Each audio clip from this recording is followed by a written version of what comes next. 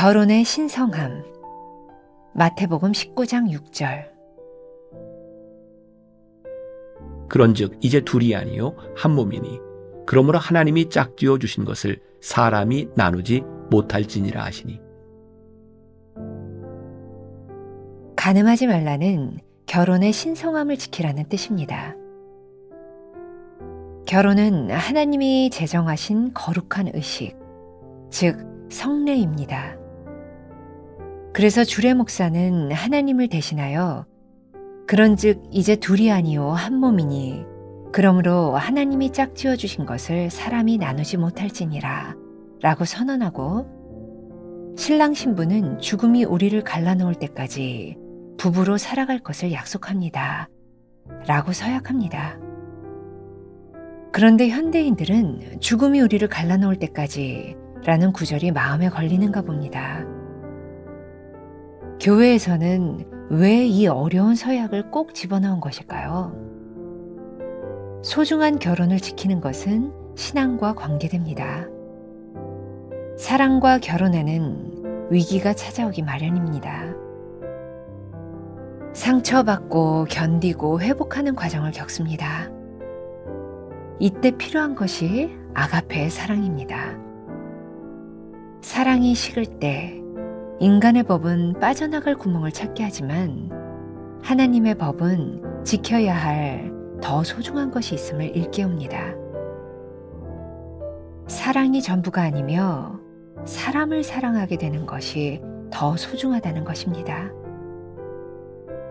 사랑은 죄가 아니다. 세상의 항변입니다. 사랑은 죄가 아니지만 사랑의 대상을 잘못 선택하는 것은 죄가 될 수 있습니다. 간음하지 말라는 제7계명의 핵심은 사랑의 대상을 잘못 선택한 자를 향한 엄중한 경고입니다. 그 사랑이 아무리 순수하고 열정적이라 해도 사랑의 대상이 잘못되면 결국 타락의 길, 죽음의 길을 가게 됩니다. 성경은 결혼의 신성함, 곧 부부간의 신뢰를 저버리는 자는 남자든 여자든 관계없이 엄단할 것을 규정합니다. 구별되지 않은 거룩함, 신성함은 없습니다. 성경의 사랑은 깊고 넓은 행복을 향하고 있습니다. 제7계명은 깨어진 가정의 아픔을 경험한 이들, 성적인 폭력으로 형언할 수 없는 고통을 받았을 이들에게도 새로운 삶과 관계에 관한 기준과 희망이 됩니다. 사랑이라는 이름으로 행해지는 모든 폭력들이 죄임을 선포하는 것, 그것이 제7계명에 담긴 법 정신이기도 합니다.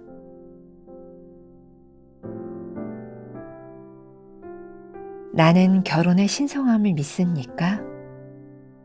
세상이 주는 사랑의 본질과 목적은 무엇입니까? 하나님이 주시는 사랑의 본질과 목적은 무엇입니까?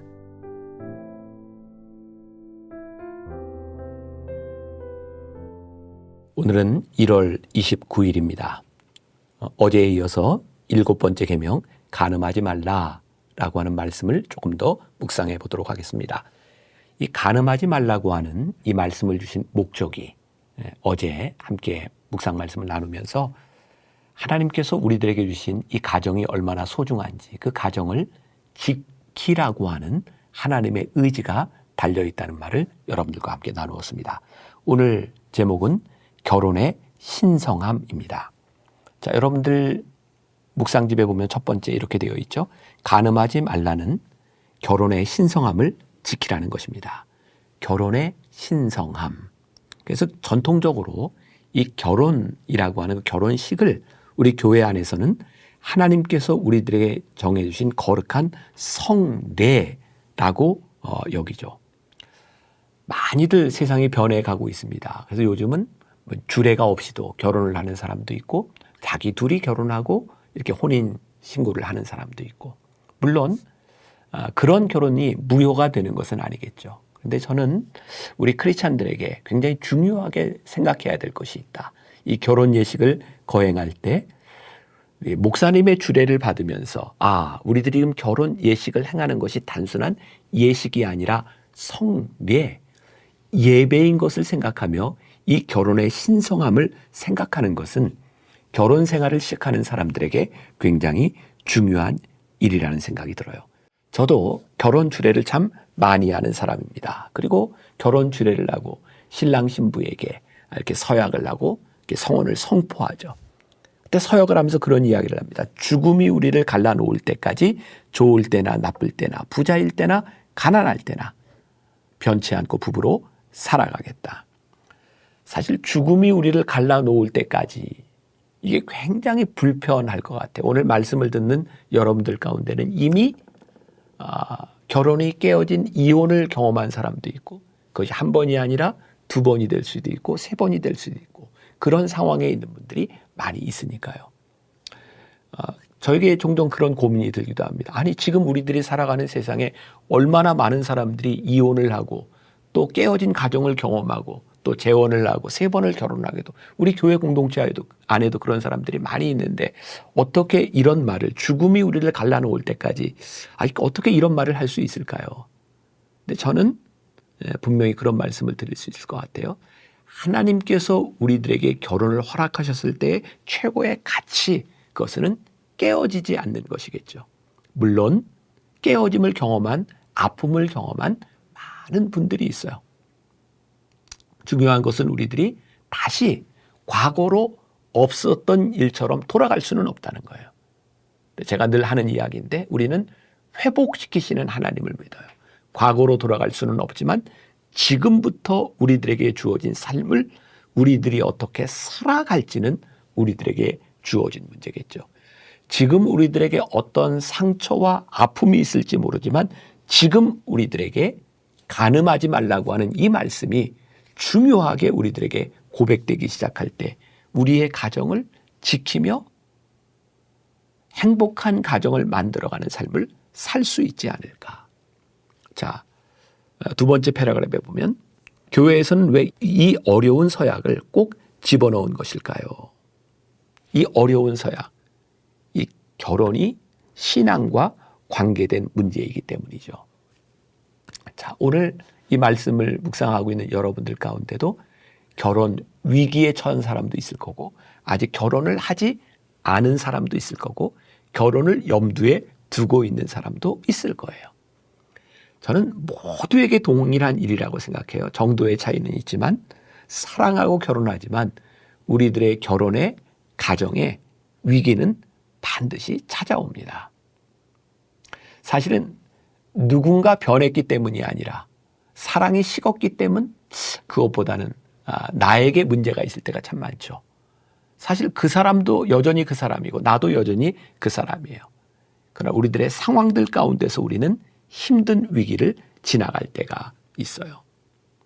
제가 정직하게 이야기를 하면 저도 이 결혼 가정의 문제를 가지고 저에게 상담을 하는 사람들을 보게 됩니다. 그리고 상담을 듣다 보면 정말 제 속에서 그만 사세요. 정말 헤어지는 게 낫겠습니다.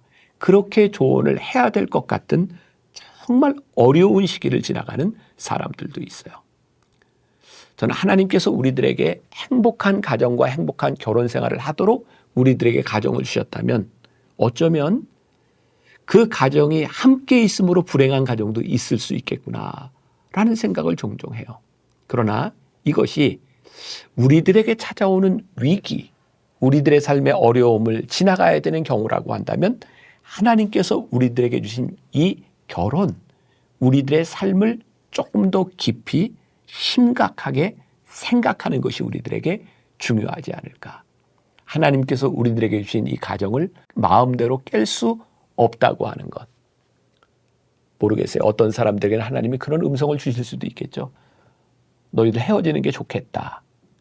근데 그게 진짜 하나님의 음성이고 그게 진짜 가정을 지키는 것이라고 하는 확신이 있다면 저는 더 이상 이야기할 수 없겠어요. 그러나 하나님께서 진짜 우리들에게 주시는 이 말씀의 비밀, 핵심은 우리들에게 주어진 결혼을 신성하게 여기고 그 결혼을 지키라는 얘기죠. 자, 사람들이 종종 너무 쉽게 하는 이야기가 있어요. 사랑은 죄가 아니다. 어제 나누었던 로맨스라고 하는 이름으로 사랑은 죄가 아니다. 간음의 죄를 짓는 사람들의 많은 부분들이 이렇게 항변하는 거죠. 사랑은 죄가 아닙니다. 제가 답을 하나 알려드리죠. 맞아요. 사랑은 죄가 아니에요. 그러나 사랑의 대상을 선택하는 것이 죄가 될 수는 있어요. 사랑은 죄가 아닌데 간음하는 대상을 잘못 선택하는 것은 분명히 죄가 될 수 있어요. 사랑은 죄가 아닙니다. 그러나 선택을 잘못함으로 인하여 간음하는 것은 죄라는 것을 우리들이 분명히 잊지 말아야 될 거예요. 성경은 결혼의 신성함과 부부의 신뢰를 저버리는 자는 남자든 여자든 관계없이 엄단할 것을 규정하고 있어요. 왜 그럴까요? 우리들의 결혼, 우리들의 사랑은 구별돼야 되는 것이니까요. 거룩해야 되는 것이니까요. 거룩함을 유지한다는 것은 결코 쉬운 일이 아닙니다.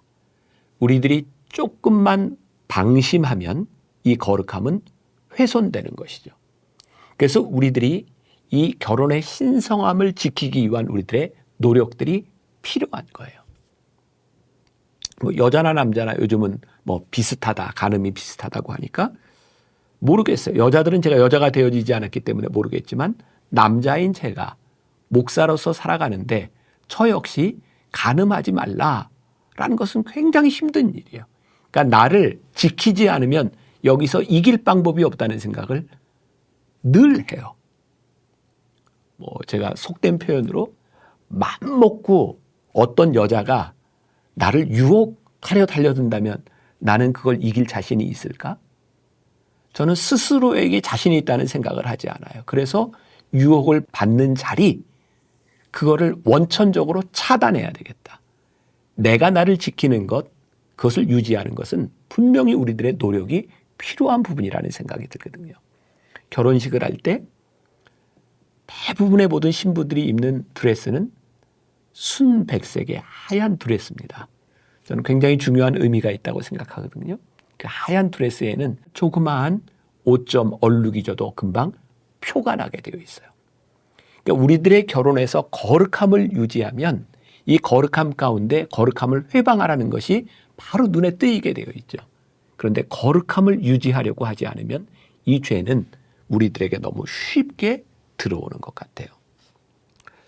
우리들의 행복한 가정을 유지하도록 이웃의 결혼을 지켜주도록 하나님께서 우리들에게 간음하지 말라라고 하는 계명을 주셨더라면 우리들이 이 계명을 지키며 살아가야 되겠죠.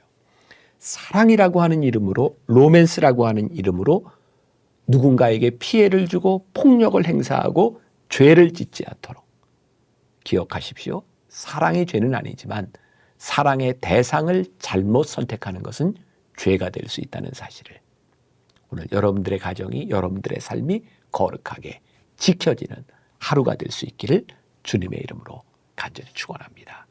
기도하겠습니다. 하나님, 우리들에게 허락하신 사랑하는 사람, 우리들에게 허락하신 가정, 주님 안에서 우리들이 복되게 잘 유지하고 이어가는 것이 축복임을 고백하게 하여 주옵소서.